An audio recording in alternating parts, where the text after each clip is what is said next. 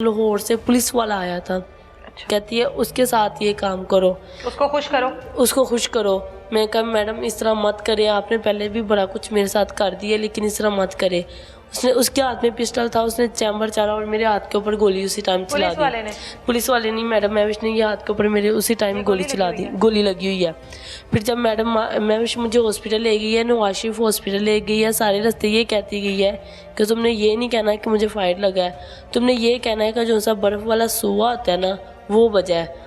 अगर तुमने ये ना कहा तो पूरे हॉस्पिटल वाले तुझे वहाँ से जूतियाँ मार के निकालेंगे ये वीडियो की वजह से। मैं आगे से चुप कर गई। तब वापसी पे जब आई तब भी मैं जाके हॉस्पिटल में यही कहा कि मेरे हाथ पे सुबह बजा है। ठीक है, डॉक्टरों ने भी मुझसे बड़ी दफ़ा पूछा कि क्या हुआ है, लेकिन मैंने कहा मुझे मेरे हाथ पे सुबह बजा है। टांके लग के घर आए वापस। सिर्फ ये एक बार इनकार किया था, एक बार इनकार किया था पुलिस वाले के साथ, ये सब पुलिस वाले के साथ मैं नहीं करूँगी।